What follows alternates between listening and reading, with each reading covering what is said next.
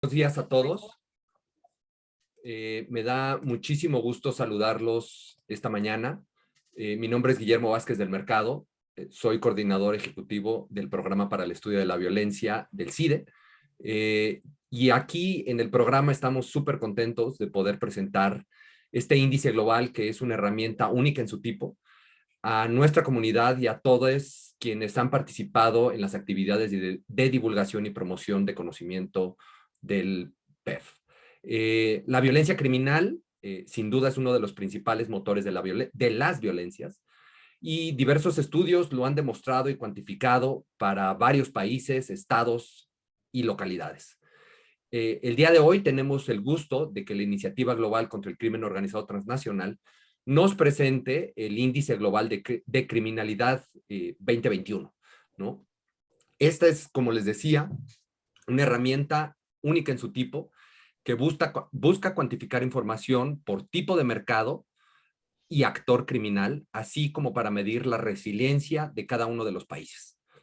Es un esfuerzo de verdad titánico que realizaron durante el año 2020, que como todos ustedes saben, fue un año muy complejo, y esta organización buena parte del año lo dedicó a hacer un análisis, a recopilar información de 193 países de los 5 continentes, y los resultados de este índice que hoy nos presenta esta organización, que tiene su base en Suiza, nos permiten saber, entre muchas otras cosas, saber cuál es la magnitud del problema que genera el crimen organizado transnacional, así como las diferencias y similitudes entre continentes y entre países. También nos permite saber que el crimen organizado es un fenómeno verdaderamente global, así como entender la relevancia de disminuir la impunidad de los actores integrados al Estado para mejorar la resiliencia mundial frente a la criminalidad. También es importante decir que este índice, uno de sus principales resultados, arroja que las democracias y fortalecerlas son una respuesta viable que permite enfrentar la criminalidad.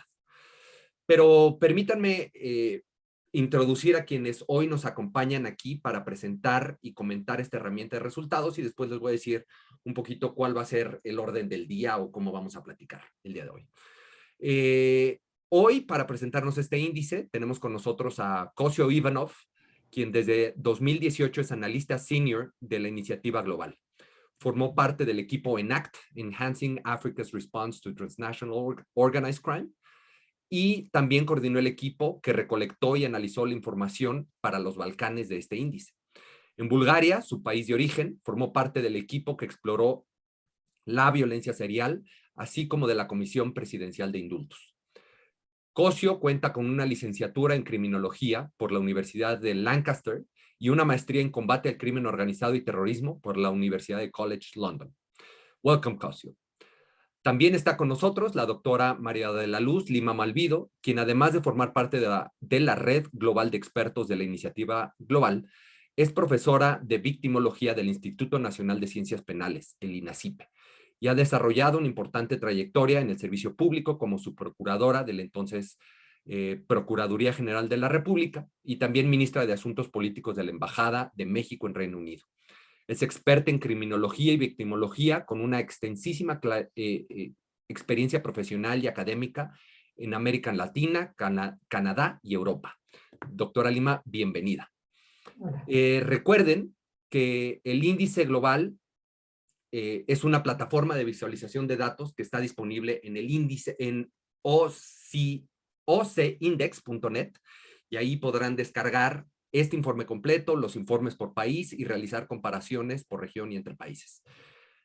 Ahora, para realizar la presentación o pasar a las presentaciones, déjenme les digo que Kosio nos platicará o presentará por 30 minutos los resultados y la metodología y todo el proceso que llevó para la realización del índice. Después yo les voy a presentar de manera breve, por algo así como 15 minutos, los resultados del índice para México. Y por último, tendremos a la doctora Lima realizando comentarios generales de esta herramienta. Esto nos dará algo así como media hora para que por favor nos vayan dejando sus comentarios, sus preguntas en el chat y podamos ir teniendo una conversación. Yo haré una traducción en aquellos casos que lo requiera para que Cosio pueda comentarnos, ¿no? Now to explain the process of this webinar, I will be switching to English. Our guest from the Global Initiative, who is mostly welcomed, will present the OCIndex for around 30 minutes. Then I will present the results from the index for Mexico for 15 more minutes. And finally, Doctora Lima Malvido will comment for another 15 minutes. Then we'll have around 30 minutes for Q&A. Remember to leave us our questions or comments in the chat box. And now, Cosio, we are really, really excited to have you here in this webinar at CIDE. We wish this could take place in person, but we understand you are across the globe, and we appreciate you giving us time from your Friday night. Please, the microphone is yours. Let me start sharing the screen so you can start presenting. Thank you, Guillermo. And thank you, CIDE, for having me. It's a real pleasure to be able to present the index now. I'm gonna wait. Yeah, thank you. So hi everyone. As Guillermo mentioned, I'm gonna go over the structure of the index, the methodology. I'll cover some of the key findings of the 2021 index, and then I'm going to speak a bit more about what lays ahead. Next slide, please. Yes, thank you. So what's the purpose of that whole exercise? Why do we need an index on organized crime in the first place? So given the nature of organized crime, it is arguably more important to look past the numbers that indices in general offer and look into the environments in which organized crime thrives. So above all, the primary goal here is for the index to spark to be the spark that ignites a constructive dialogue around the truly transnational issue that is organized crime.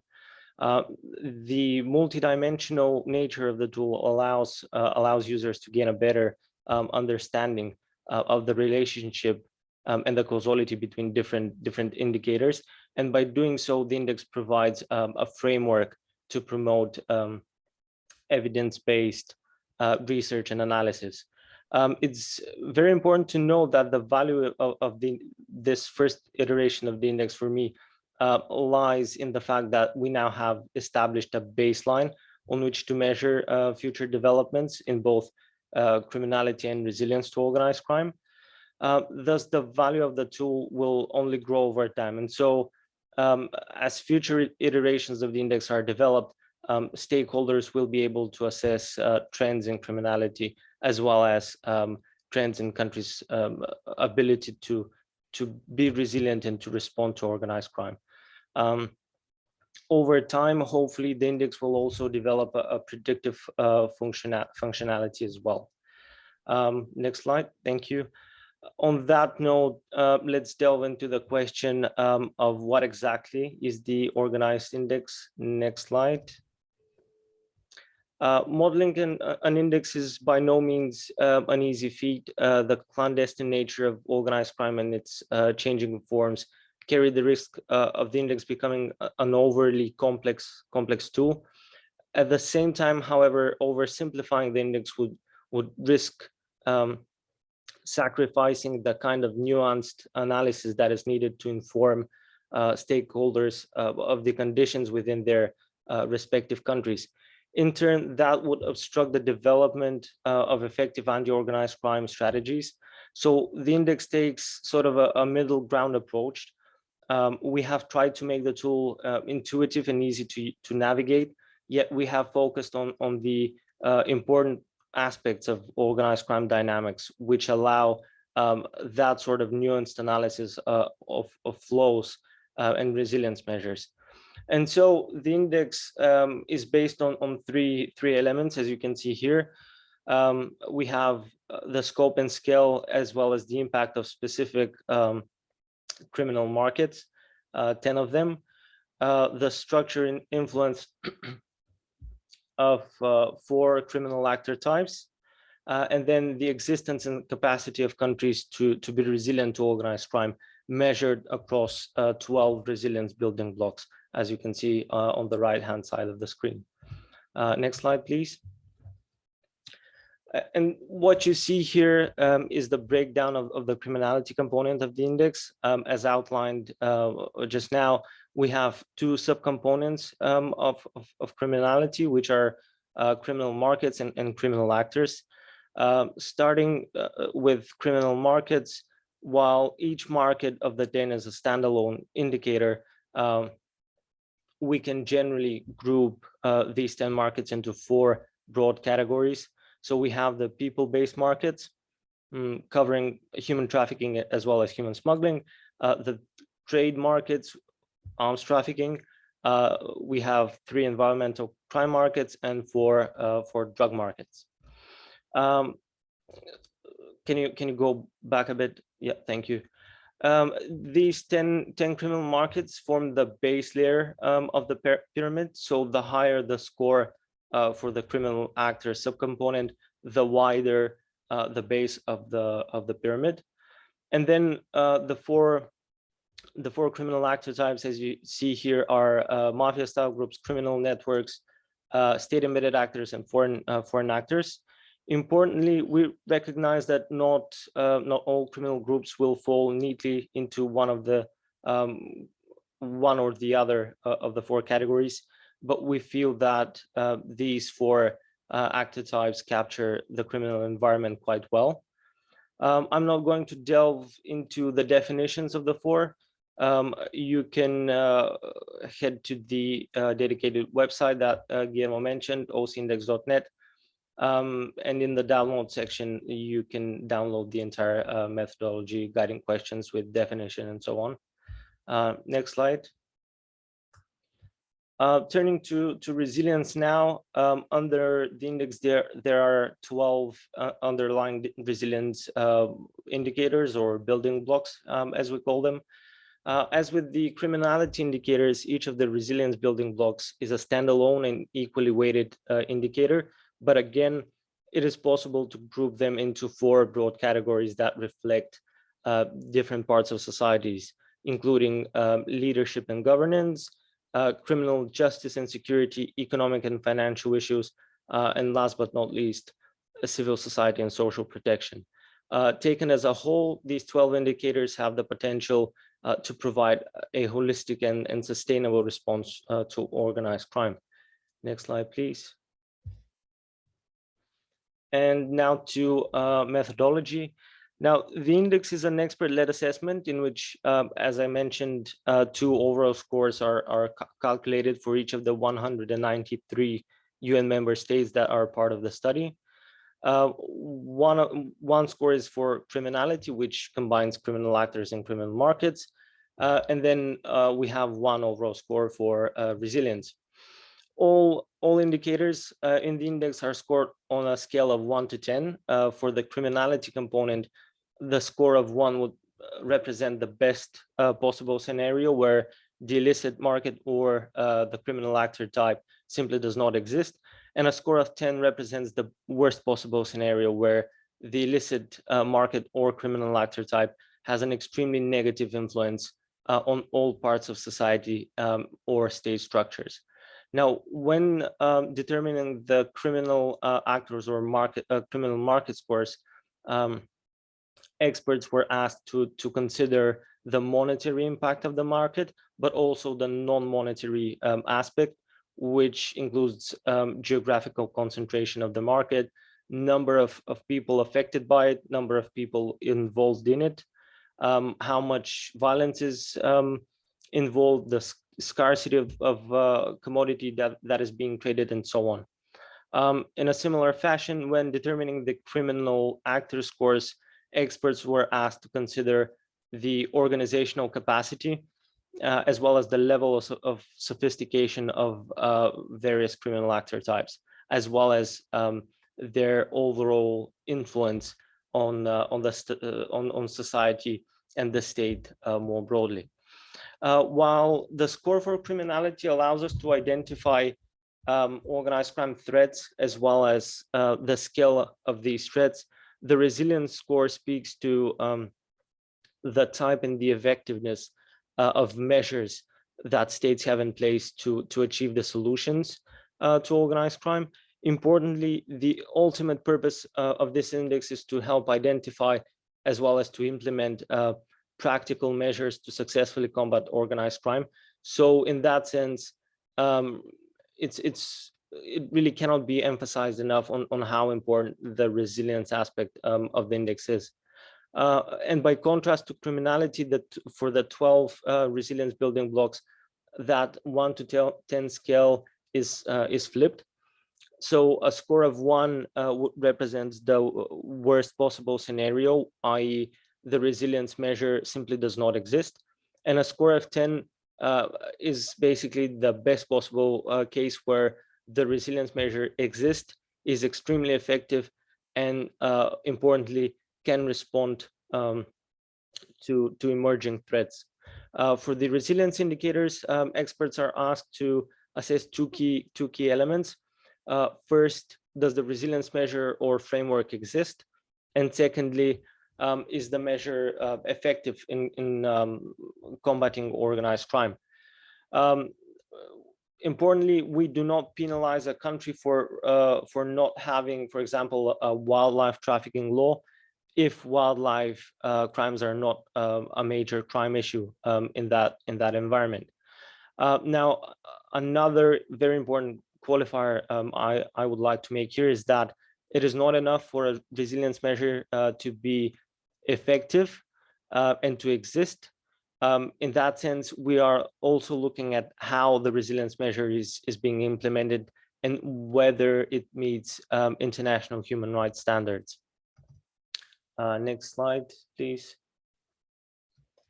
The actual process of developing the index is an iterative process consisting of, as you can see on the graph here, a number of different stages.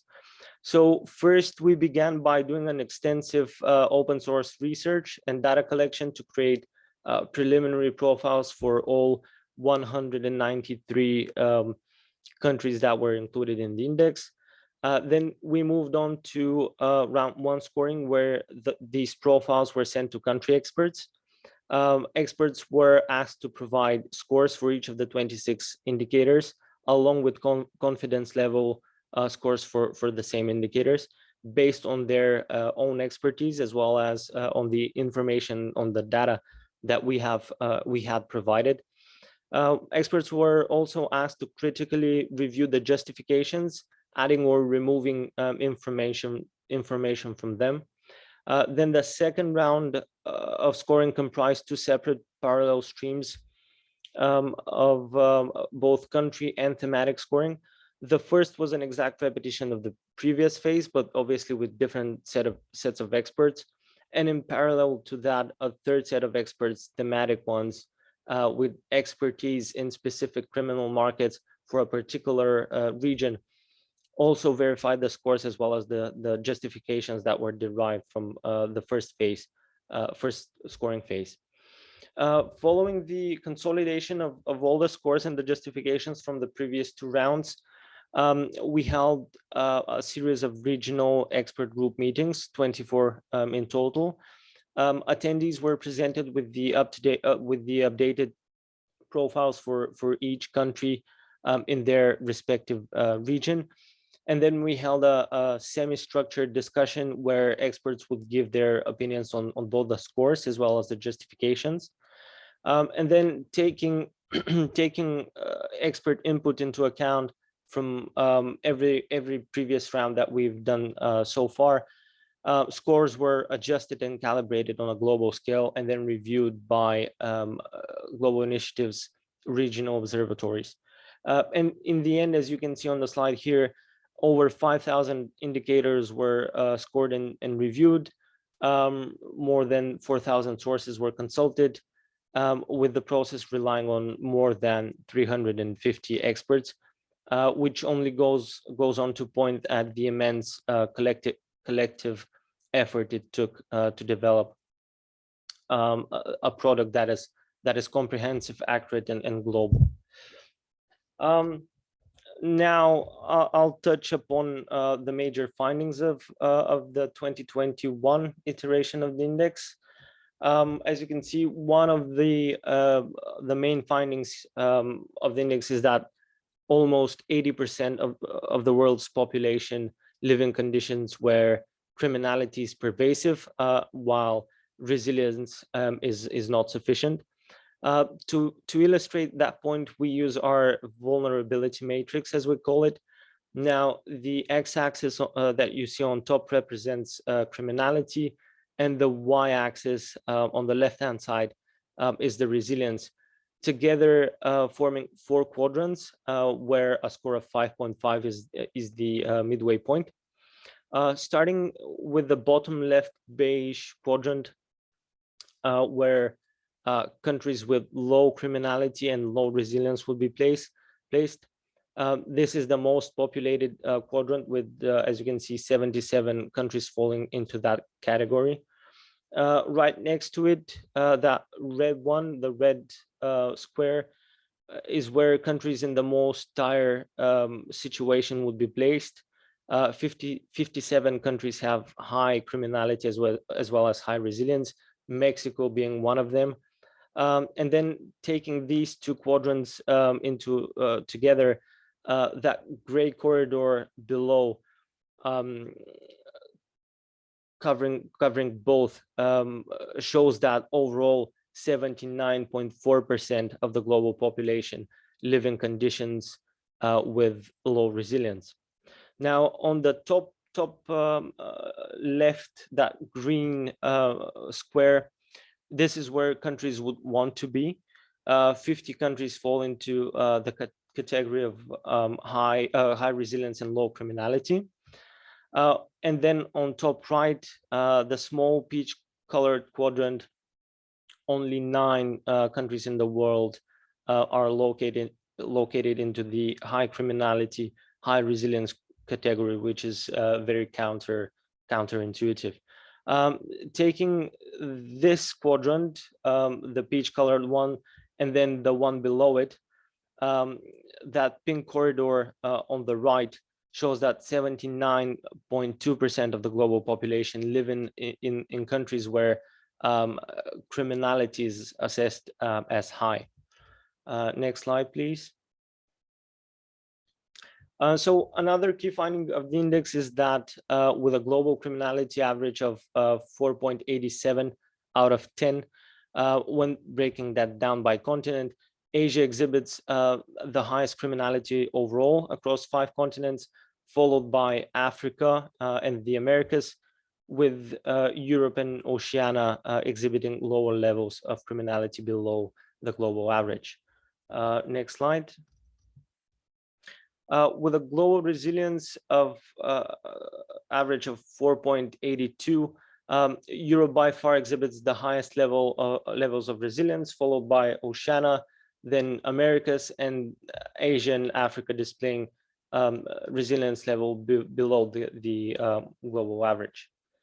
Next slide.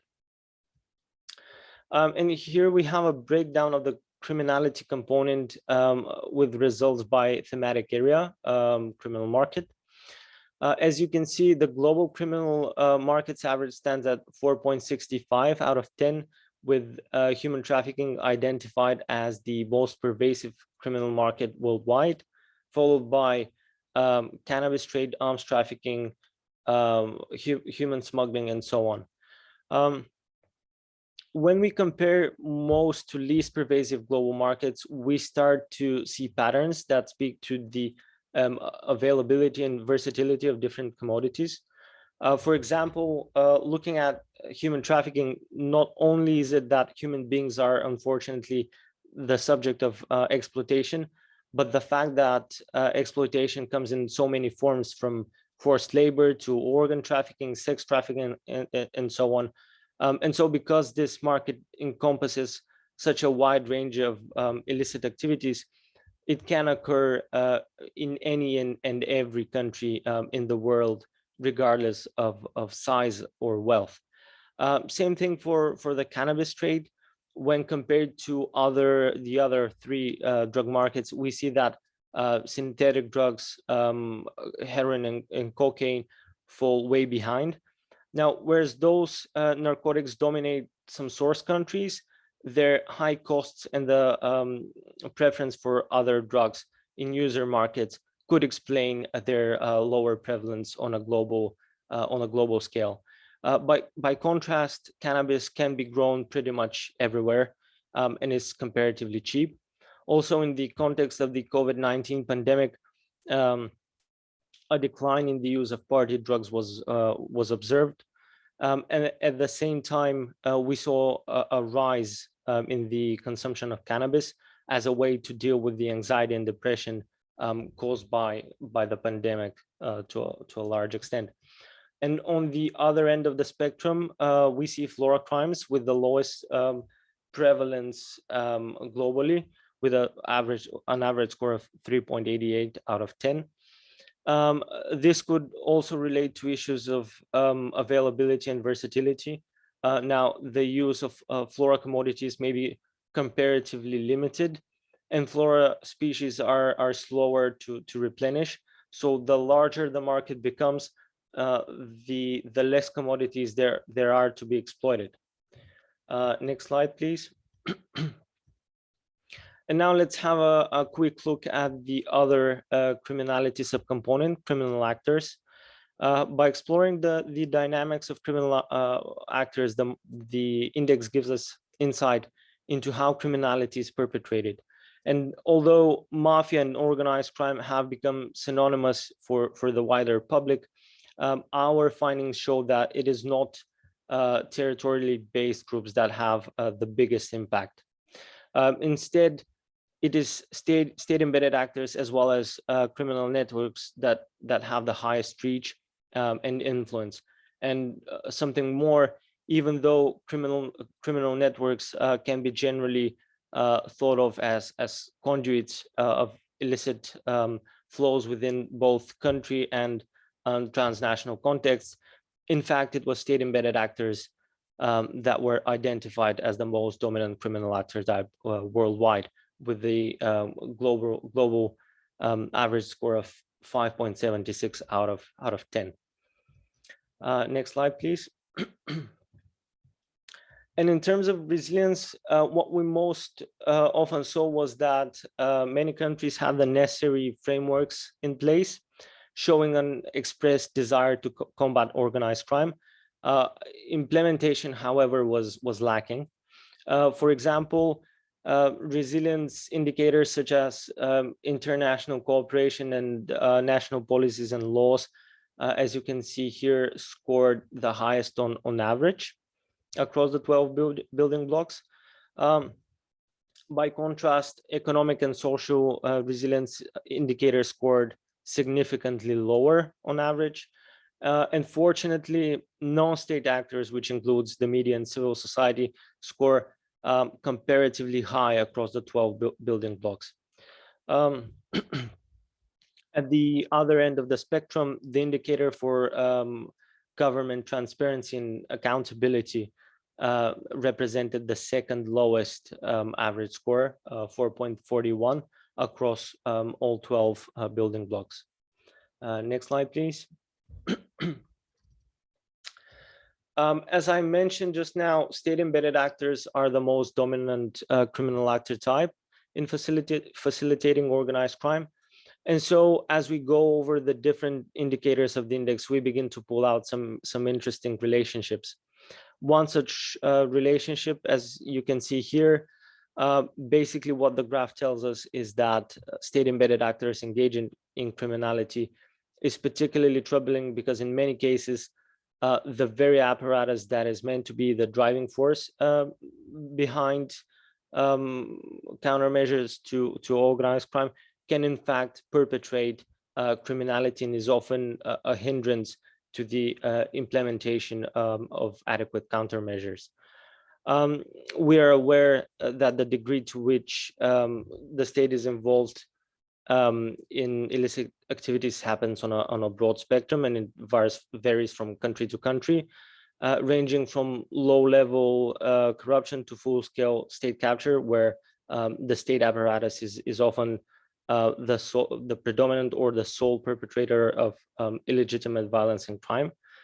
And the implication of that finding in turn can affect not only criminality, but resilience as well.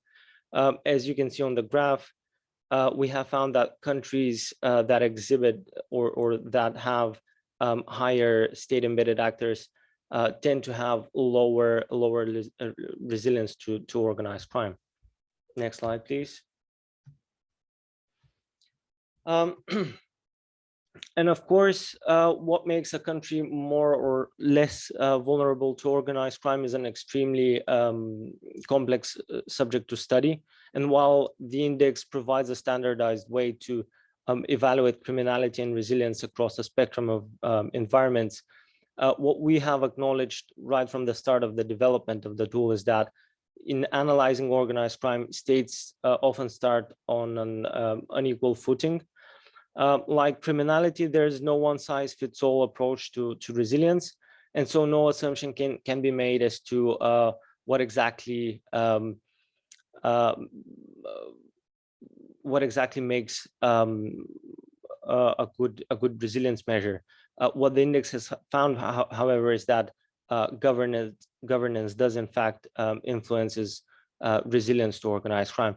And so another key finding here is that countries that are categorized as full democracies on average exhibit higher levels of resilience than authoritarian states, with a strong correlation at 0.79 between the EIU's 2020 Democracy Index and the Global Index resilience scores. Next slide, please.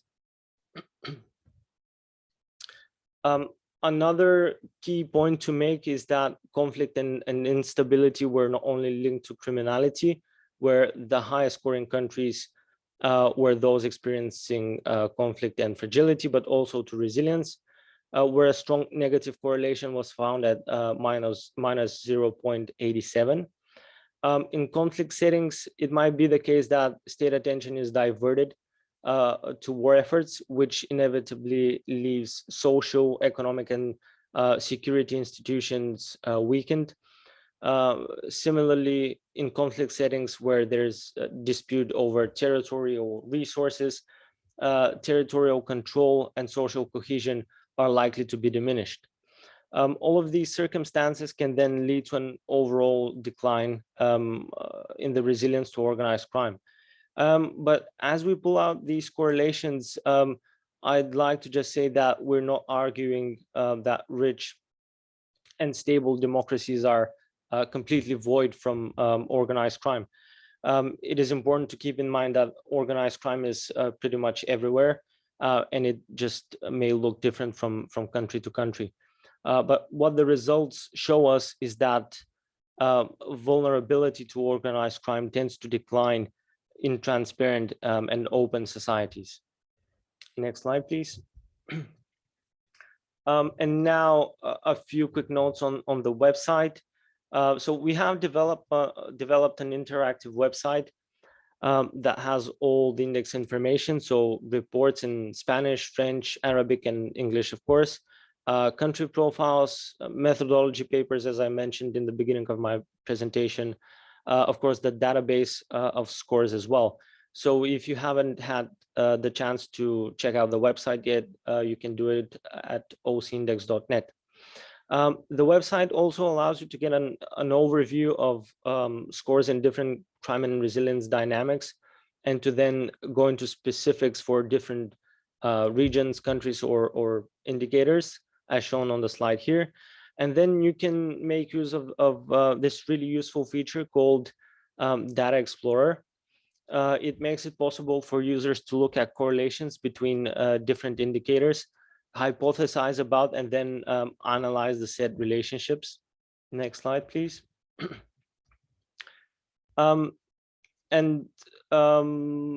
Yeah, this is just another screenshot of the website and the functionalities that it allows.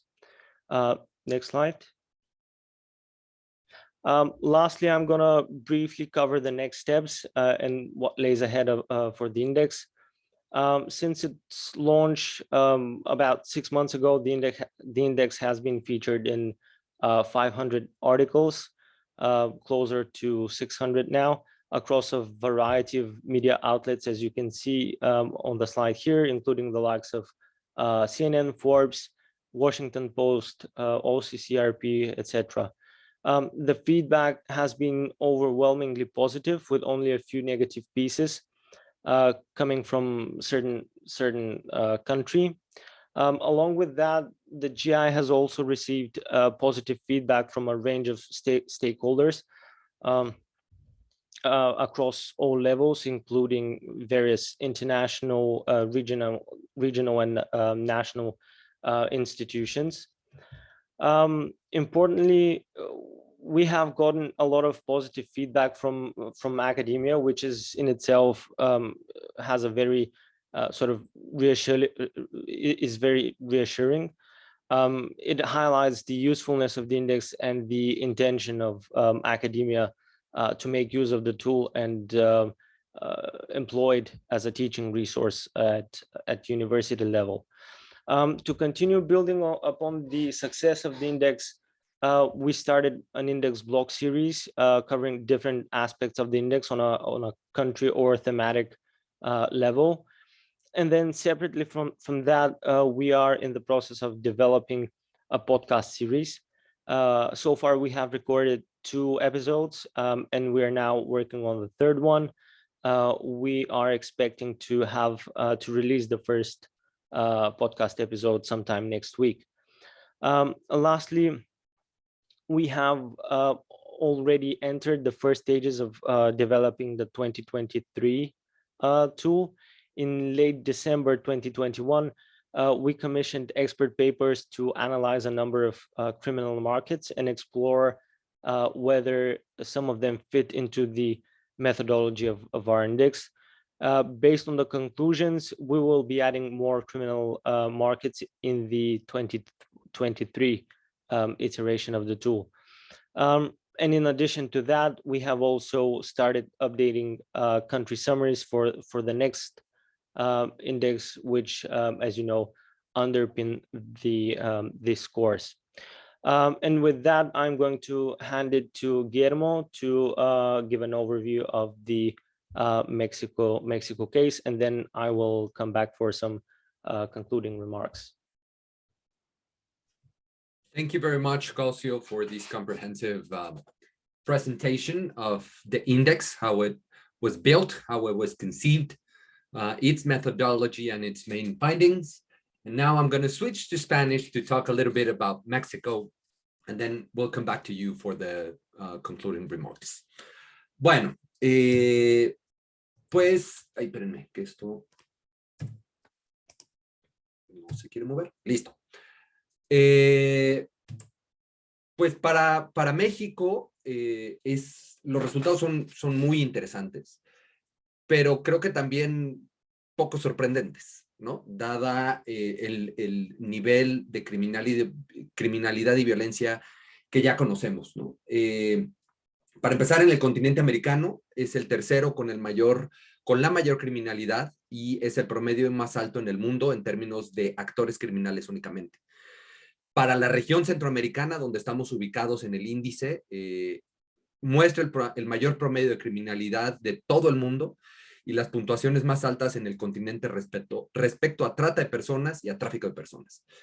México está, como vieron en la gráfica que presentó Cosio, entre los 57 países considerados de más alta criminalidad y baja resiliencia, lo cual no nos deja bien parados frente a la posibilidad de hacer frente a este tipo de mercados y actores criminales. Ocupamos el 4º lugar mundial en criminalidad y es el primero, o somos México como país, el primer lugar en mercados criminales. A nivel mundial ocupamos el lugar 112 en resiliencia de los 193 países. Aquí vemos una gráfica en donde nos podemos ver ubicados en el 4º lugar, solo detrás de Myanmar y Colombia, que es el 2º lugar. Congo, que está en primero, y como vemos, somos básicamente, estamos en el top 5 de los más, de mayor criminalidad, y junto con Honduras seríamos los 3 países de la región donde hay más criminalidad en el mundo, ¿no? Tenemos una criminalidad promedio de 7.5, como les decía, el cuarto a nivel mundial, segundo en América y primero de Centroamérica. En resiliencia, nuestro puntaje pues no es el mejor. Tenemos solamente 4.4 puntos de resultado, lo cual nos deja en el número 24 de toda América y en el número 3 de Centroamérica, ¿no? Como pueden ver, los puntajes son bastante bajos en general. La cooperación internacional es nuestro fuerte, digamos, en materia de resiliencia, lo cual es preocupante porque dependemos mucho entonces de la colaboración y cooperación que tenemos con otros países para poder hacer frente al entorno criminal que tenemos en el país. El liderazgo político y también la territorialidad integral, la integralidad territorial son las 2 más bajas. La primera, bueno, pues como lo dice el resumen que pueden bajar de la página de OCIndex.net, pues se debe a que no existe ni ha existido durante los últimos 15 años una estrategia del Estado mexicano para hacer frente a la violencia y a la criminalidad, y los resultados están a la vista. Y por el otro lado, la territorialidad integral o integralidad territorial, estoy traduciendo en la cabeza, se debe a la porosidad de nuestras fronteras y la baja capacidad que tenemos para el Estado mexicano tiene para resguardarlas, ¿no? De ahí podemos ver también la poca transparencia y rendición de cuentas que existe en el gobierno. Como saben ustedes, la materia de seguridad es motivo de confidencialidad y resguardo de información. Entonces, en realidad no es tanto lo que sabemos, y por eso mismo la disposición de las autoridades para hacer pública información de cómo estamos y hacia dónde vamos es baja, aunque tenemos, por ejemplo, las encuestas de victimización del INEGI que nos ayudan mucho a contar con información, también de dónde está la criminalidad y cómo se va moviendo, ¿no? Y bueno, pues en México, hablando ya de mercados criminales, como saben y como ya habíamos platicado, es uno de los que tiene el puntaje más alto. El mercado de cocaína, el mercado de drogas sintéticas son las dos que nos llevan hasta arriba, pero sin duda uno de los más preocupantes es el tráfico y trata de personas en el país, que son de los 2 más importantes en este índice, ¿no? Que tampoco creo que es ninguna sorpresa, porque pues México es un nodo y un punto muy importante no solo de tránsito de ciudadanos y población en tránsito en dirección de Estados Unidos, pero también cada vez más se ha convertido en destino y origen sigue siendo, aunque durante algunos años está el ser país de origen de personas hacia Estados Unidos y a otros lugares, pero principalmente Estados Unidos, dejó de serlo, ¿no? Pero ahora empezamos a ver otra vez que muchos mexicanos empiezan a migrar, ¿no? Pero creo que este es uno de los más preocupantes, junto, por supuesto, con el mercado de tráfico de armas, ¿no? Que cada vez más alimentado por la disponibilidad de armas en Estados Unidos, México se está convirtiendo en un punto o en un nodo del mercado para no solo obtener armas para sus diferentes mercados criminales en el país, sino también para intercambiarlas o venderlas a otros mercados criminales de la región centroamericana y de Sudamérica. En cuanto a actores criminales, bueno, tampoco creo que es sorpresa. Los grupos mafiosos de México son los que obtienen el score más alto, con 9 puntos. por la sofisticación que tienen para traficar diversos mercancías y productos ilícitos, que como sabemos van desde drogas hasta personas, armas, recursos naturales, y la capacidad para insertarse en las estructuras estatales, pero también esto ha permitido, o estos resultados los vemos por las modificaciones que ha tenido el mercado o los grupos criminales en el país, y como si bien son pocos los grupos criminales con capacidades transnacionales, estos grupos y las modificaciones que estos grupos han tenido a lo largo de los años, ha llevado a que existan otros grupos de menor tamaño, sin estas capacidades, pero con una alta capacidad de ejercer, de desarrollar mercados criminales locales dedicados al microtráfico de drogas, secuestro, extorsión, y entre muchos otros, ¿no? Piratería, tráfico de madera y de recursos naturales, tráfico y venta ilegal de petróleo y gasolina, ¿no? Entonces, vemos ahí la sofisticación y dónde puede estar en buena medida el problema de criminalidad en México, ¿no? En cuanto a resiliencia, pues ya platicábamos un poquito. El liderazgo político es uno de los más bajos, junto con la integridad territorial, pero también vemos otro tipo de elementos que nos permiten ver por qué estamos como estamos y por qué la resiliencia obtiene un puntaje tan bajo, ¿no? El Estado de Derecho, pues con más del 90% de los delitos sin denunciar y sin lograr ser procesados por los instituciones de procuración y de justicia en este país, pues nos arroja un score de 5 puntos, y la atención a víctimas, que es una de las más bajas también, pues que es básicamente inexistente, y que lo vemos día con día en la atención y protección que se le da a los periodistas en este país. Platicábamos antes de iniciar el webinar con Cosio, como por ejemplo nos decía una referencia de Ioan Grillo, quien hacía referencia que en el país, en lo que va del año, o en lo que va del año en este país, han sido asesinados 8 periodistas, y en Ucrania, en un contexto de guerra, han sido asesinados 4. ¿No? Y sin ninguna reacción evidente del Estado para no solo proteger, sino para investigar y mandar un mensaje claro a las estructuras criminales que el ataque a los periodistas no será tolerado y que habrá una respuesta, ¿no? Seguimos sin ver respuesta alguna para atender y llevar la justicia a las familias, pero no solo a las familias, sino al gremio periodístico, ¿no?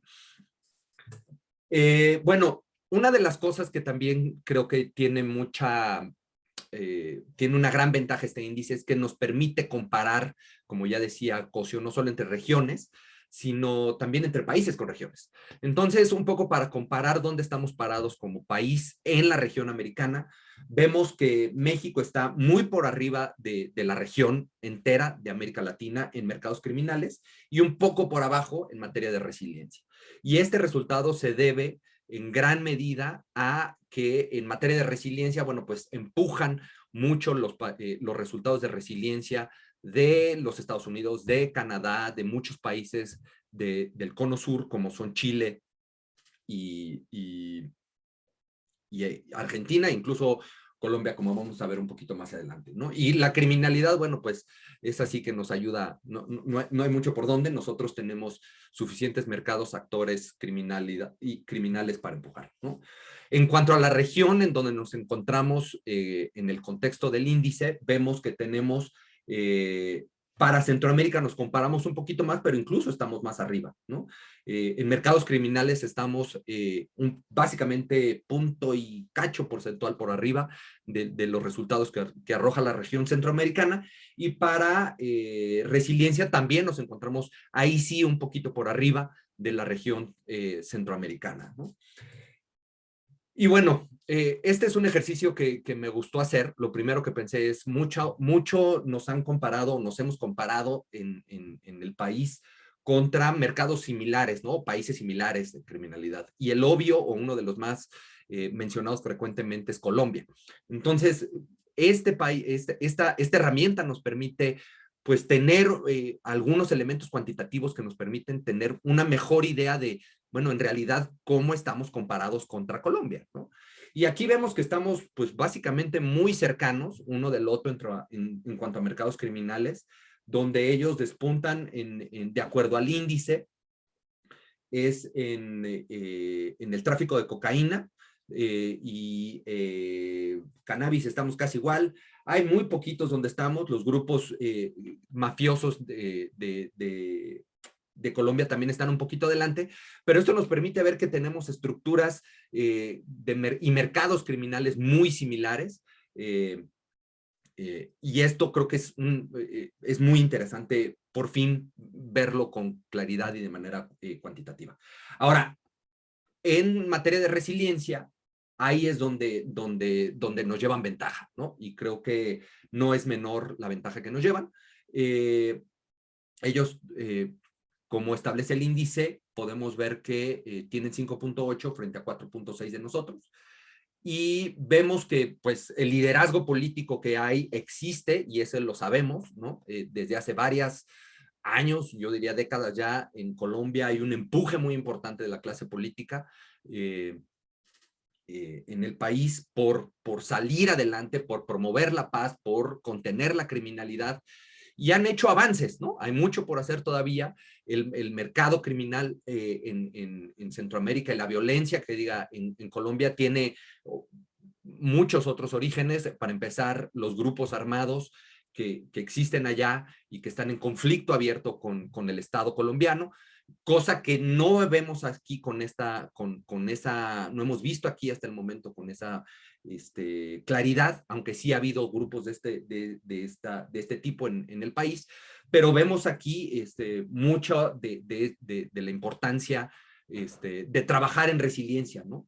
Y de ver dónde podríamos mejorar comparado con otros países. Liderazgo político es uno de ellos, la transparencia sin duda es otro, la cooperación internacional está mucho más presente todavía en Colombia, el sistema de justicia también funciona un poquito mejor, pero bueno, digamos, creo que es una de las ventajas de esto, y yo, por ejemplo, esta herramienta la he utilizado en las pláticas, en mi clase, en el CIDE, incluso en los análisis que hago, nos permite ver con mucha mayor claridad dónde estamos parados como país. Pero bueno, para concluir, le regreso la palabra a Cosio, y de ahí, bueno, concluirá, seguirá la doctora Lima Malvido con algunos comentarios finales. Cosio, please. Yeah, thank you, Memo. Next slide, please. Yeah, so first and foremost, it is essential that the scale of the organized crime phenomenon be recognized. And that might sound a bit vague to some, but it relates to some of the negative feedback that we have recently received. So instead of focusing on what could be improved and engaging with the tool as well as the GI in a meaningful way, certain officials have taken a more defensive stance, let's say, and they have tried to undermine the results of the index by attacking the expertise of those who were involved in contributing to the index. This in turn goes on to suggest that those officials were more concerned with the optics. So again, in order to see results, meaningful results, stakeholders need to first acknowledge the scale of the issue. And once that happens, we can begin to take the necessary steps to address the issue of organized crime based on a robust evidence-based base to which the global organized crime contributes to. This, of course, includes working towards ending the impunity of state-embedded actors, very importantly, in order to increase resilience, peace building, and of course, bolstering democratic values as well as the rule of law. The index highlights different aspects of organized crime, but does so in a systematic and measurable way through both a geographic and thematic lens. And so I would once again like to encourage you all to go on and visit the website at OCIndex.net, read the 2021 report that speaks to these issues in much more detail. Thank you, Guillermo. Thank you, Cosio, for your presentation and for sharing with our audience and with CIDE the main findings of this index, which is, every time I see it, it amazes me, the tool and all the work behind it. Now I'm going to switch back to Spanish to give the word to Doctora Lima Malvido. Bueno, pues ahora toca el turno de comentarnos sobre este índice a una gran experta del país. Y bueno, pues también quiero aprovechar rápido para recordarles que nos pueden dejar sus comentarios, preguntas en el chat, está abajo, y al final vamos a tener espacio para tener una conversación y un diálogo con Cosio y con la doctora Lima. Adelante, por favor, doctora.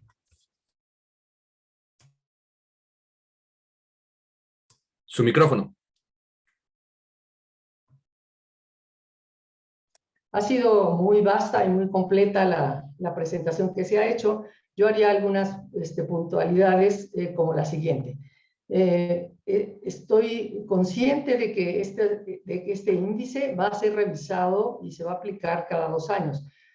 Es muy importante debido a que la movilidad del crimen organizado es tal que el escenario que tenemos un día cambia absolutamente al día siguiente, y esto pues es un reto muy fuerte, y gracias a este tipo de herramientas nos va a permitir como estar a través del tiempo viendo lo que sucede. Tenemos que, una de las cosas que no se mencionó, creo que es importante, que en la elaboración de esta herramienta se evaluaron diferentes índices que ya existían, como es el Índice de Desarrollo Humano de 2019, el de Democracia, el de Libertad en el Mundo, el de la Paz Mundial, el de Percepción de Corrupción, porque estas herramientas han trabajado muchísimas cosas y pueden cruzarse y dar luz para dar lubricar este tipo de herramientas y mejorarlas. Tenemos que, uno de los índices que no se valoró, no se dijo, que fue el de terrorismo, que me parece interesante por los movimientos que México va a estar sufriendo y cómo se va transformando. Nosotros teníamos ya algunos antecedentes en la parte de criminológica que se habían trabajado en el 2007. Van Dijk, nuestro amigo, colega criminólogo holandés, había trabajado ya un índice de percepción del crimen organizado que es interesante revisar y ver lo que se había logrado. Y también, bueno, pues tenemos nosotros que se hizo una evaluación de riesgo de la delincuencia por el Medsharp International Group, que era importante. En América Latina nosotros tuvimos, afortunadamente, a través de patrocinio de INEGI y el Centro de Excelencia, se hizo también una metodología. El maestro Savona, el maestro italiano, trabajó y se hizo una herramienta que tuvo aplicación en México, en Argentina, y me pareció a mí que es muy interesante este ejercicio, que habría que revisarlo y verlo y hacer las comparativas de varios de los indicadores a los que ellos llegaron. Esto nos permitía, porque estaba hecho especialmente para Latinoamérica. Está en la página de INEGI, se puede revisar en el Centro de Excelencia, el trabajo que hizo Savona, y va a ser muy importante porque Savona ha seguido trabajando en algunas otras cosas que van a ser luz para trabajar con estos temas. Indudablemente que la pandemia nos visibilizó desigualdades y vulnerabilidades y riesgos sistémicos que los estamos viendo. Ese nivel de vulnerabilidad se movió y tenemos que hacer una revisión para la implementación precisamente de lo que se va a ver la semana que viene. Vamos a tener una reunión piloto en México del proceso de revisión de la Convención de Crimen Organizado Transnacional el día 24, y en ese yo mencionaré la importancia de esta herramienta para el mundo, para México, en esta revisión que se está haciendo de la Convención. Este mecanismo, que es el nuevo mecanismo de evaluación de la implementación, pues tiene un impacto muy fuerte ya que ahí va a entrar como esta herramienta, porque contextualiza y indudablemente nos ayuda a ver la dinámica del crimen organizado. Tenemos nosotros que nos permite esta herramienta indudablemente ver la omnipresencia que se comentó de mercados ilícitos, patrones, tendencias, los actores, que nos va a preocupar mucho, tanto físicos como virtuales, cómo están actuando, la estructura, y garantizar que esa resiliencia que están trabajando los países operativa, pues sea dirigida con eficacia, porque a veces no se hacía con base empírica, y cada gobierno pues hace su mejor esfuerzo, pero en el penúltimo sexenio se tomó de base la encuesta de victimización, cifra oficial, pero creo que esta es una herramienta más en este rubro fundamental. Nosotros vamos a tener grandes desafíos. Estos grandes desafíos indudablemente nos han llevado a modificaciones interesantes que seguramente todos conocen, como es la aprobación de la Clasificación Mundial de Delitos, que se hizo impulsada por INEGI, y que en México incluso se publicó una norma técnica al respecto, que por lo menos ya tenemos que la comparativa de cifras internacionales es posible, dada esta herramienta, que todo el mundo va a hacer el conteo de crímenes de esta forma, y esta es una aportación que debe tomarse en cuenta en esta herramienta, pues visibiliza una base de datos ya comparable. Tenemos nosotros que esta herramienta nos ha permitido, y estamos en el mapa que la gente puede consultar, está georreferenciado el fenómeno, cómo se transforma, su dinámica, y lo más importante, cuál es la respuesta de los estados, se mide para políticas públicas. Los tomadores de decisiones van a estar encantados de poder, como lo hizo Guillermo, hacer las comparativas latinoamericanas para saber cómo están actuando, y en esos reuniones de cooperación, pues ver qué prácticas exitosas podemos sumar de algunos países que México no tenga, o aportar algunas que México esté llevando adelante. Me parece que las cifras, yo ya no repetiría los números, dan tristeza, ¿verdad? Muchas de las cifras de los parámetros que México tiene comparativos con otros países, especialmente en mi tema, que es el tema de la atención a víctimas, pues parecería casi borrado, es risible los números que se dan. Yo creo que mucho de esto ha sido los errores en la política pública nacional que se han dado tumbos, se crea una estrategia, se desaparece, llega otra, desaparece, y no tenemos la sustentabilidad, no son sostenibles las respuestas frente a la violencia y el crimen organizado. Estamos en un lugar estratégico delicado, tenemos mercados, ¿verdad? Somos a veces, se dan en nuestro país los crímenes, pero también somos receptores de tránsito, de droga, de personas y de muchos asuntos. Me parece que una de las cosas que se visibiliza delicadas en la región con esta herramienta es que esos regímenes de autoritarismo que están presentes en Latinoamérica y democracias deficientes son un semillero para que el crimen organizado avance. Y como todo esto es transnacional, pues esto nos va a estar afectando definitivamente muy fuerte. Hay que voltear a ver a Argentina, Chile, Uruguay, que se evaluaron con una capacidad de resiliencia alta y efectiva, para ver qué están haciendo para que México pudiera avanzar. En este esquema de actores de tipo mafioso, como lo analizó Guillermo, pues es interesante ver que esto viene de muchos sexenios. México ha dejado el crecimiento de estos carteles que se han ido empoderando y han ido rompiendo, peleándose entre ellos. Cuando yo fui fiscal de secuestro, veíamos cómo se secuestraban entre ellos y hacían cierto tipo de conductas, que esto sigue. Pero a mí la preocupación que me da, y que bueno que la herramienta vaya a tomar en cuenta nuevos mercados, es lo que está sucediendo en el reclutamiento de menores al sicariato. México tiene una problemática gravísima, donde estamos viendo la estructura que se está alimentando con jóvenes de diferentes lugares de nuestro país, desde muy jóvenes, entrenándolos ya para trabajar con el crimen. La respuesta del gobierno, pues hace algunos sexenios, y el actual ha sido tratar de militarizar, de meter el ejército, la marina, y esto ha reportado pues graves violaciones a derechos humanos que se tienen documentadas, porque la formación de militares y de las personas en las Fuerzas Armadas están hechas para la guerra, para otro tipo de respuestas, y no precisamente para el trabajo con crimen organizado. El crimen organizado ya vio que le da muy buen resultado el terror, el cobro de piso, pero más allá de eso, una preocupación en la región y en México es que se está evolucionando, y el crimen organizado ya no solamente busca mercados ilícitos, no busca solamente estar en mercados, ganar dinero, sino está buscando generar poder.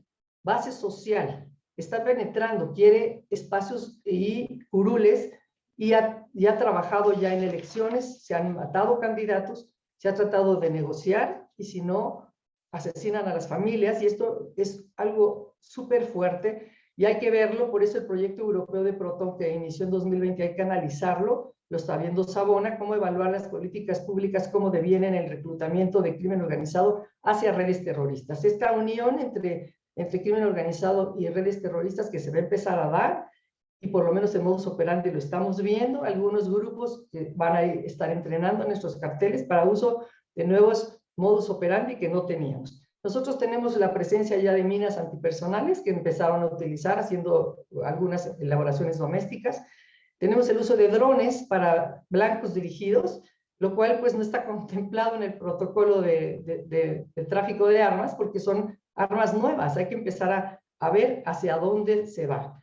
Bueno, un asunto que no se menciona, teóricamente no es de crimen organizado, pues es el feminicidio, pero como están interrelacionados todos los crímenes, tenemos que ver que cuando estos se dan, también van a tener una repercusión en algunos lugares. Se han hecho alarmas de género y se han hecho algunas estrategias de Estado para tratar de contener este tipo de cosas. Este no es un asunto de México, en la encuesta de homicidio de Naciones Unidas se dio presente muy claramente y hay que tenerla ahí.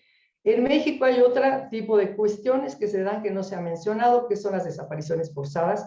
Desde el examen periódico universal a México se les señala como un país que de manera sistémica hace desapariciones forzadas. Se hizo una legislación reciente, pero todavía, a pesar de la nueva comisionada y la oficina que hay, la cuestión de desaparición de personas en México ya es una crisis humanitaria. No es posible que la sociedad civil sea la que lleve la carga y están haciendo buscadores. Ya tenemos cadáveres que no caben en los CEMEFOS, tenemos una grave crisis forense, estos son problemáticas diarias, aparte, claro, de la muerte de periodistas, luchadores de derechos humanos y la migración forzada. Pero esa migración y ese arribo de diásporas africanas, hondureñas, preocupan, pero preocupa muchísimo el ingreso de niños no acompañados. Esos niños no acompañados, ya sean de retorno de Estados Unidos a México o los que están llegando a México, se vuelve un grupo vulnerable que va a ser cooptado por el crimen organizado. México no tiene respuestas, no tiene suficientes albergues para poder ubicar a estos niños no acompañados. Otro asunto donde México no tiene una estrategia nacional es el desplazamiento forzado. Ese desplazamiento es precisamente por motivo de que el crimen organizado hace la penetración en municipios y dejan abandonadas sus casas y se van, ya son muchísimos. El subsecretario Encinas dio una cifra, no quisiera repetirla, se me hizo altísima. Solamente pocas organizaciones están trabajando en esto, como es la Comisión Mexicana de Derechos Humanos, haciendo una investigación de largo alcance, pero no hay estrategia nacional. Hay solamente 2 estados que han legislado y este es un asunto que va a ser como el de trata y migración, va a generar un asunto de seguridad nacional.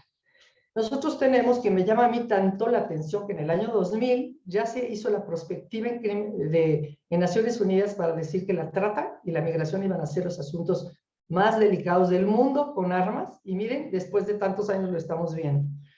Ahora, otro asunto que tenemos que me parece muy delicado y que ojalá podamos medir en algún momento son los atentados a instalaciones estratégicas o vitales. Estamos teniendo atentados a plataformas marítimas, a trenes, a minas, a bases militares. Y todo esto es algo que es un asunto ya de seguridad nacional. Igual que el cibercrimen, que va a poder hacer atentados a esas instalaciones estratégicas y no estamos preparados, no tenemos un programa de protección de infraestructura estratégica, ni vital. Un asunto que me parece que es interesante que se mida es cómo penetra el crimen organizado no solamente a mercados ilícitos, sino a mercados lícitos.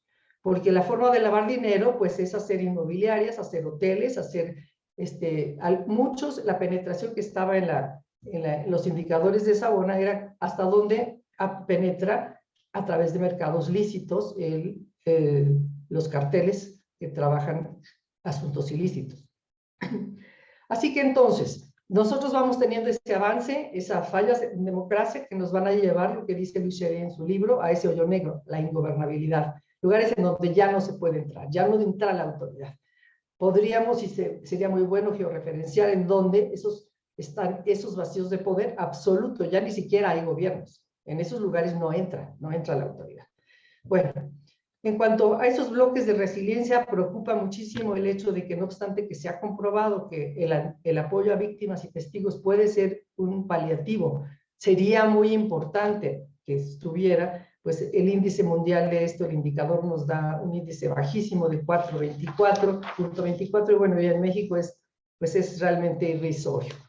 Creo que tenemos un material increíble para seguir trabajando. Qué bueno que el maestro que está aquí exponiendo Cohesión pueda tomar en cuenta otros mercados porque están muy creciendo muy rápido. Acuérdense que al ser una empresa criminal, nosotros ponemos algún tope, hacemos una comisión de lucha antisecuestro, baja el secuestro, pero son empresa, entonces van a seguir en otros mercados.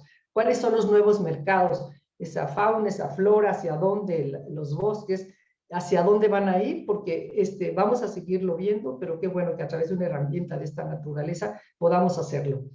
A mí la cuestión de la resiliencia como categoría donde metamos todo lo del gobierno y sociedad civil me hace ruido porque a mí me gustaría mucho que pudiéramos ver un poco más la participación de la sociedad civil y las organizaciones, los empresarios que tienen que estar ahí presentes, hacia dónde y cómo participan, porque al meterlo todo junto, pues damos un poquito, no visibilizamos adecuadamente quizás hasta dónde el gobierno tiene que tomar una estafeta más proactiva de liderazgo y todas las posibilidades que tenemos fuera del sistema penal hay que analizarlas. En México saben que la cifra negra es tan alta que los mexicanos, pues más del 94% ellos resuelven sus asuntos fuera del sistema penal. Entonces tenemos que apoyar esos fondos, como los hace la iniciativa de Crimen Organizado, a esas comunidades para que se vuelvan resilientes, tengan respuestas, y hay que hacer hay un ejercicio muy interesante que hizo INEGI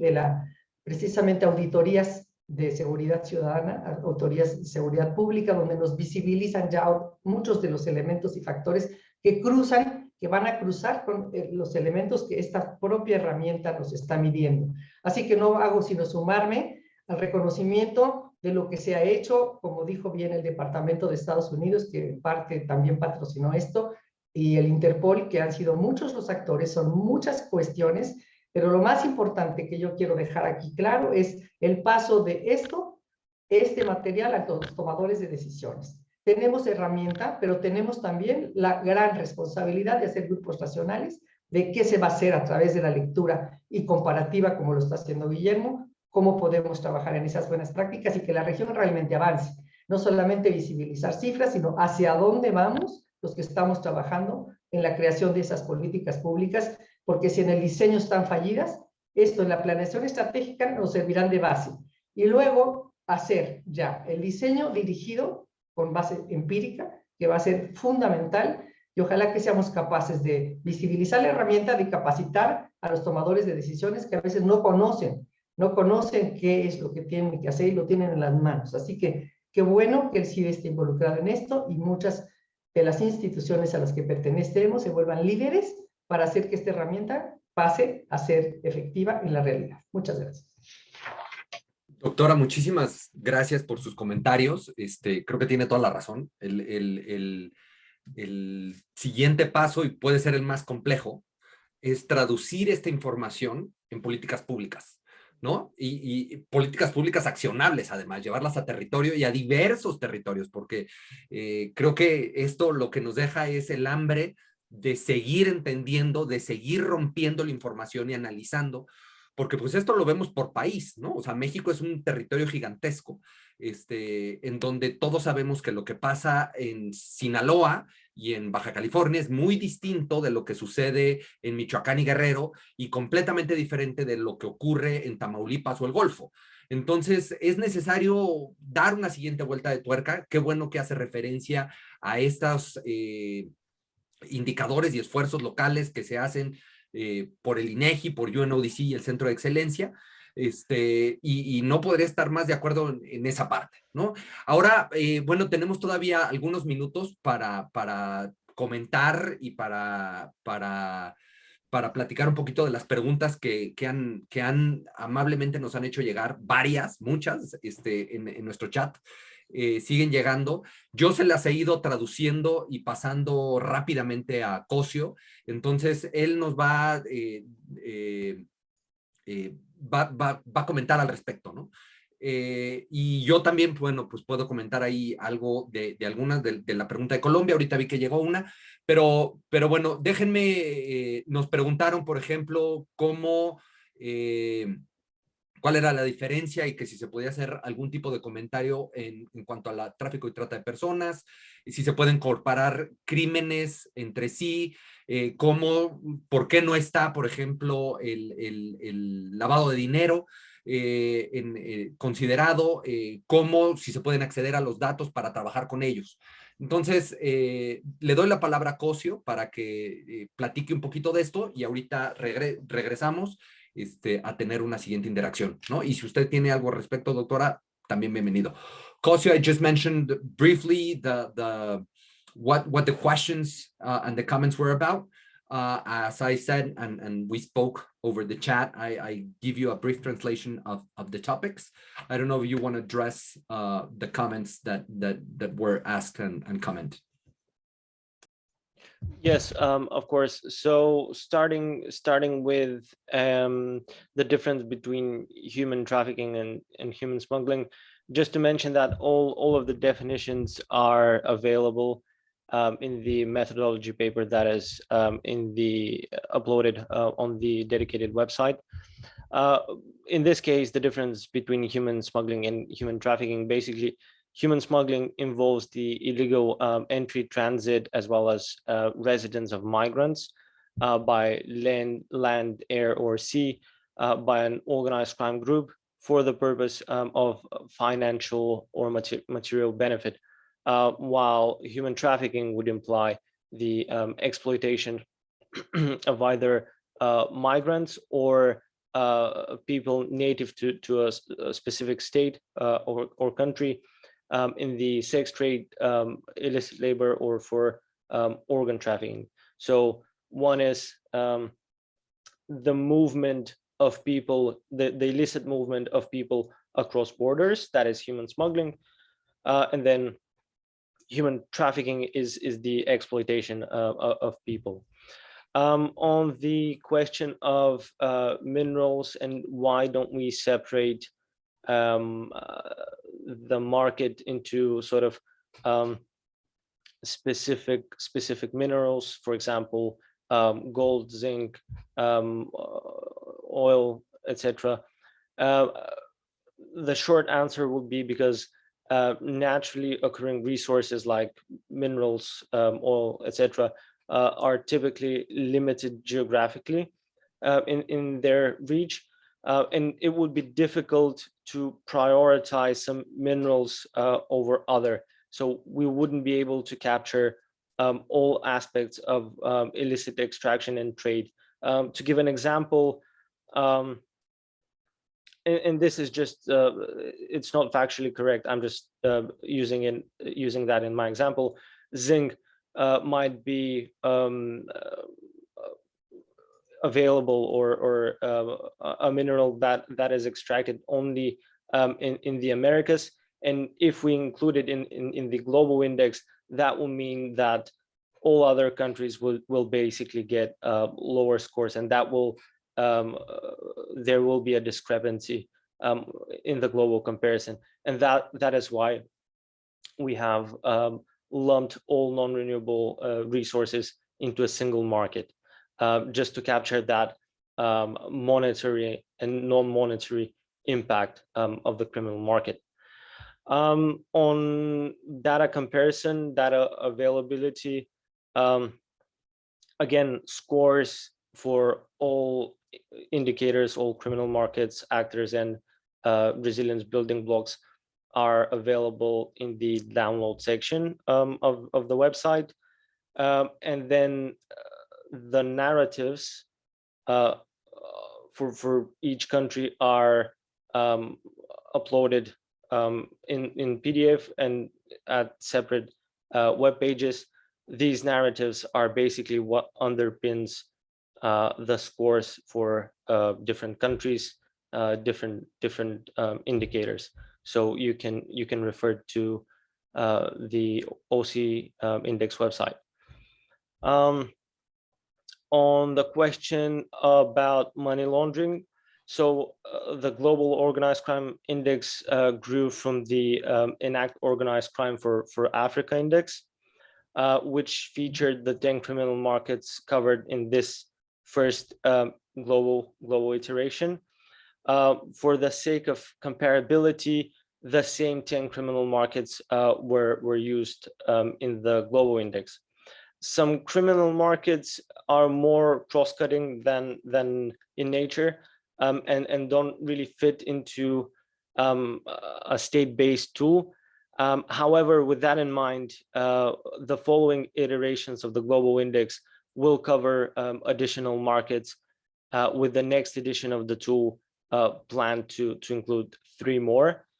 So at this stage, as I mentioned, we have commissioned experts to analyze a number of criminal markets and advise us whether these markets fit into the methodology of our index. And based on the conclusions that we get from the experts, we will then make a decision as to which countries which criminal markets, to include in the 2023 iteration of the index. And something from the kitchen, one of the markets that we are discussing and we are considering to include is in fact money laundering. However, I can at this point I cannot confirm if this criminal market is going to be included. And of course, the issue of money laundering is of course part of the resilience component of the index. We have an indicator that looks at whether countries are or have the necessary frameworks to counteract to money laundering. And then lastly, the issue of terrorism.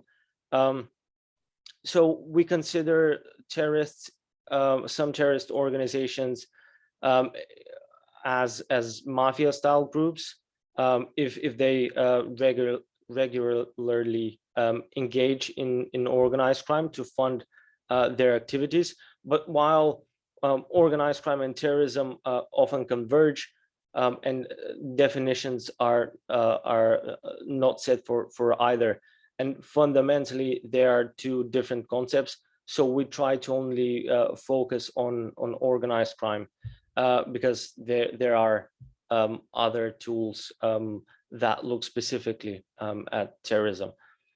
I think that about covers it. Guillermo, if I'm missing any questions, please do let me know. I think you covered mostly everything.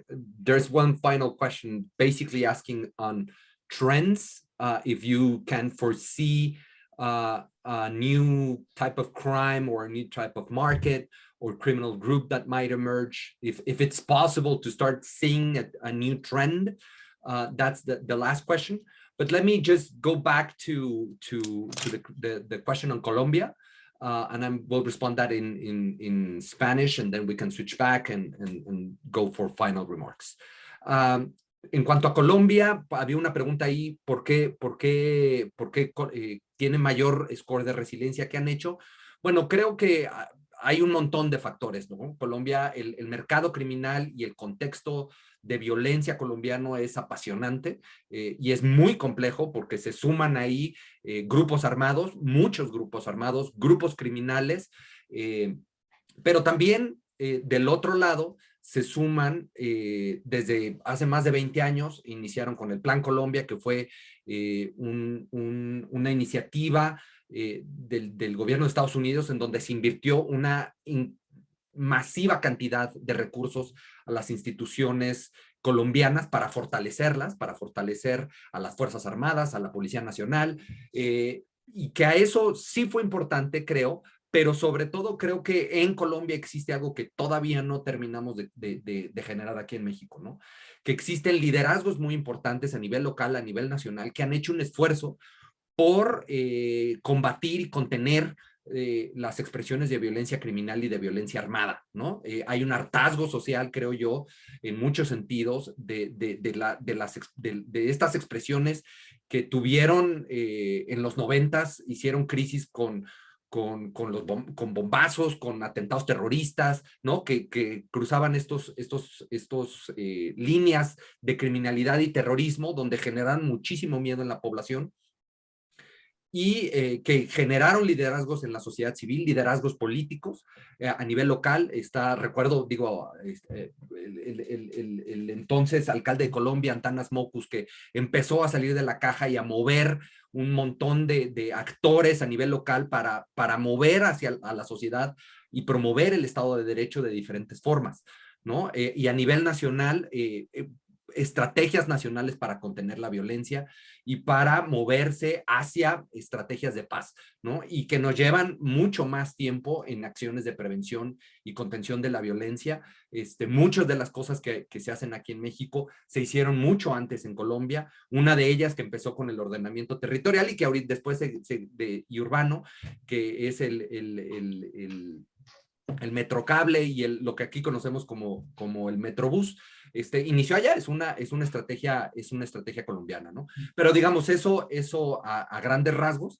Y bueno, Cosio, I don't know if you want to respond the last comment and then maybe say some final remarks. Yeah, so on trends, this is obviously the first iteration of the index, so at this point we cannot draw any major conclusions as to where we're headed. With that said, however, we are seeing some interesting developments, for the most part underpinned by the pandemic. And now the pandemic itself has been an issue in the sense that, obviously we all know why, but in the sense of developing the global index, it's been an issue because there have been some new markets that have spurred. So, for example, counterfeit medicines have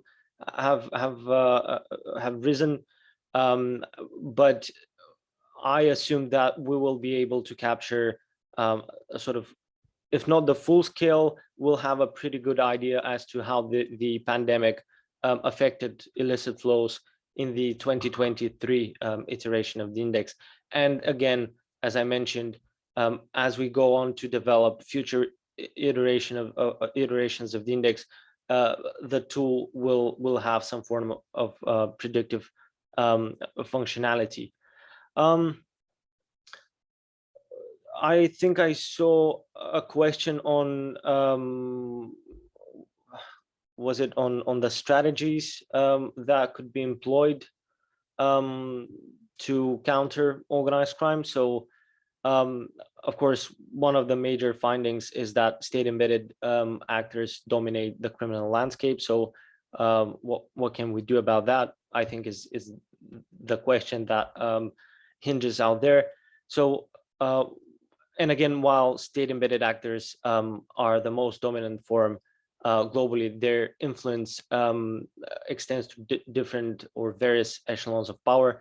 That is to say, state-embedded actors' scores might reflect criminality that is at the highest level of the state apparatus, or some form of corruption at the lower levels, and often it is low-level officials that facilitate or engage in criminal activities.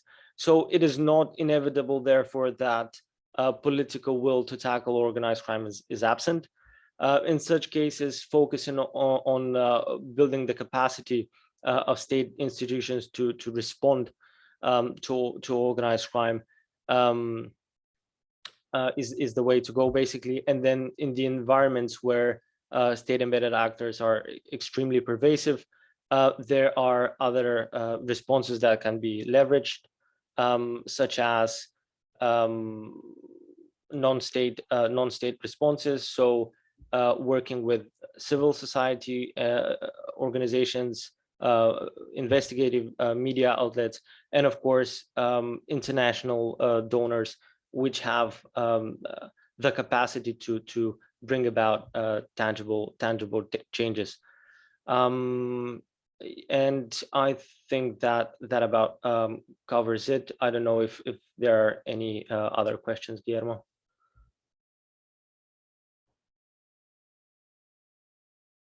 Your microphone is off.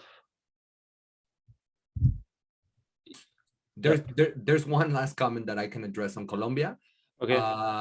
But I don't know, doctora, quisiera hacer algún comentario adicional de lo que hemos platicado, de lo que se ha comentado, sí, las preguntas. Uno de los asuntos que creo que es importante visibilizar es la diferencia que vamos a tener en la aplicación de la herramienta en países en paz, en conflicto armado, en guerra o en reconstrucción. Porque esto va a tener un cruce súper importante porque emergen diferentes mercados y diferentes reacciones del crimen organizado en esos tres contextos. Creo que esto no hay que soslayarlo y sería mi último comentario. Perfecto. Bueno, pues les agradecemos muchísimo sus comentarios, estar aquí con nosotros. Creo que nos podríamos quedar aquí platicando muchísimo. De verdad es apasionante ver tanta información. Uno empieza a pensar, a imaginar qué se puede hacer, cómo le podemos hacer, qué más información hay. Como decía la doctora María de la Luz, existen otros esfuerzos que podrían ayudar y complementar y que podrían fortalecer estas actividades, ¿no? Entonces, creo que ahora está en nuestra cancha utilizar esta y otras herramientas para generar análisis, políticas públicas que nos ayuden entre todos a pues movernos hacia adelante y a generar mayor resiliencia, ¿no? Como decían, hay un montón de cruces de terrorismo, de mercados de lavado de activos, ¿no? Que son complejos de capturar, de entender, porque pues al final del día son actividades y mercados ilegales que se entrecruzan. Pero al final del día tenemos que generar los procesos, como decía ahorita bien Cosio, para fortalecer capacidades, para evitar que los actores que se insertan en las estructuras estatales lo sigan haciendo, porque son los que más laceran y, como lo vimos muy bien en el índice cuantificado, generan o impulsan los números, por ejemplo, al menos de México, ¿no? Entonces, les agradezco muchísimo. Cosio, thank you very much. Thank you for sharing your Friday night with us. We really appreciate your time and you sharing with the CIDE community and extended community the index information. Hopefully it will not be the last, and we can not wait to see the 2022-23 index, and hopefully next time it will be in person at CIDE. Hopefully, yes. Thank you for having me, Guillermo. It was a great pleasure having you here. Thanks for everything. Doctora, un gustazo tenerla por acá. De verdad, fue un gusto escucharla y que se haya sumado a la conversación. Y a todos los que nos ven, bueno, pues les agradecemos muchísimo esta participación y su colaboración en esta nueva actividad, o esta actividad del Programa para el Estudio de la Violencia del CIDE. Recuerden que esto se va a subir después al canal de YouTube para que lo puedan consultar. Les agradecemos sus comentarios o sugerencias y recuerden, pues vayan al OCIndex.net a ponerse a jugar con las comparaciones, a bajar la información por país. Hay mucho que hacer y mucho que analizar. Saludos y muchísimas gracias a todos. Hasta luego. Hasta luego. Bye.